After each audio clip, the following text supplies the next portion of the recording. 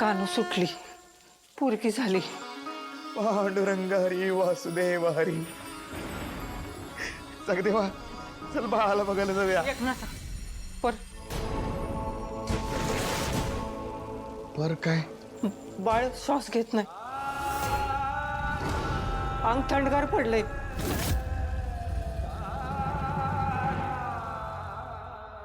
एकनाथा, अरे देवाची करणी कोणाला कळली आहे का? आणि नियतीच्या पुढे कुणाचं चालतंय? ती पोरच तुझ्या नशिबात नसल.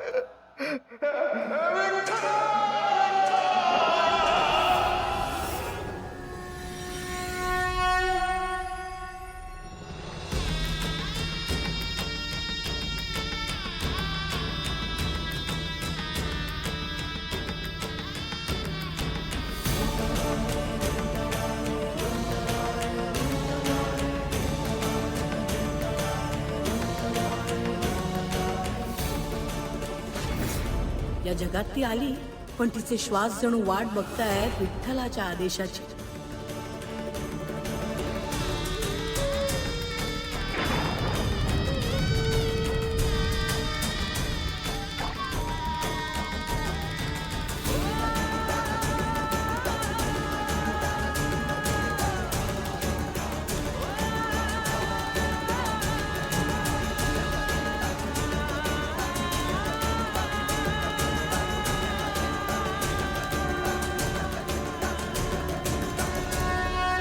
पांडुरंगा, माझ्या कित्येक पिढ्या तुझ्या सेवेत झिजल्या, गिनती नाही. तुझ्या भक्तीत माझ्या गरिबीची, पोटाच्या धगीची, थंड पडलेल्या चुलीची आज पतूर कवाबी तक्रार केली नाही र. पांडुरंगा, अरे तुझ्या पायावर डोसक पडून तुझी बोट झिजली र. आज आषाढी एकादश आहे, तुझ्या सावलीत माझ्या पोटचा गोळा घालतोया. जर का माझी भक्ती सच्ची असेल, माझ्या कानूचं मन पवित्र असेल, तर आता तुझी सत्व परीक्षा हाय.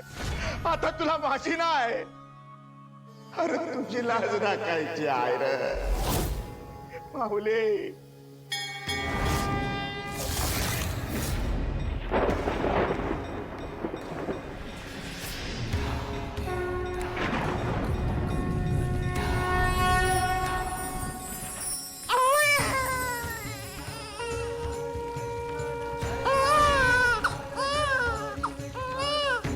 तू अगं किती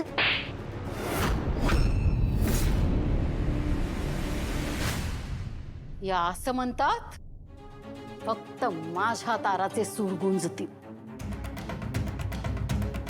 इतर कुणाच्याही सुरांना ती परवानगी नाही.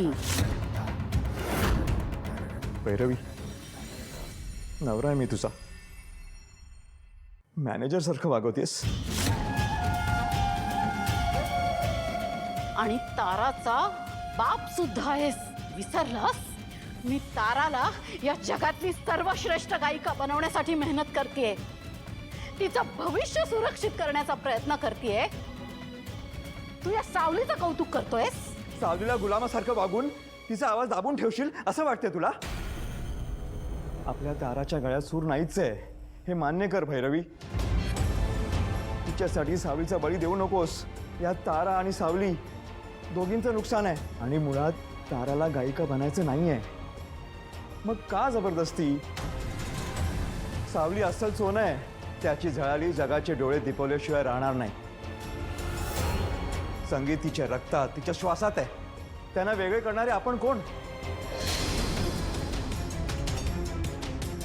भैरवी ऐक माझं, अजूनही वेळ आहे. आत्ताच शहाणी हो, नाहीतर आपली तारा तुझ्यापासून कायमची दूर जाईल. आणि याच्या हार्टची सर्जरी करण्याशिवाय आपल्याकडे दुसरा पर्याय नाहीये.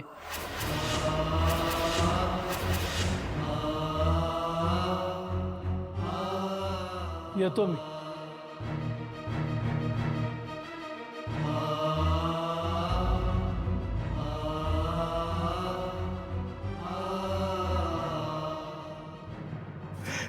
विठ्ठला, माझ्या पोराच्या जीवाची दोरी आता तुझ्याच हातात आहे. तूच करता करविता. करता करविता तो नाहीये, मी आहे.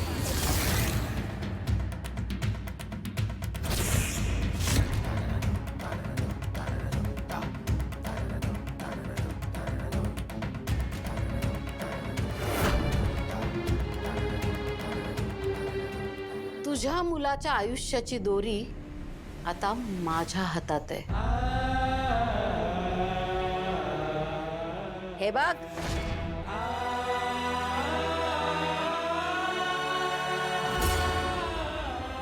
एवढे पैसे? कर्ज समज हवं तर. कर्ज? माझे राहतं घर मी आधीच गहाण ठेवले, त्यात याची परतफेड कशी करणार?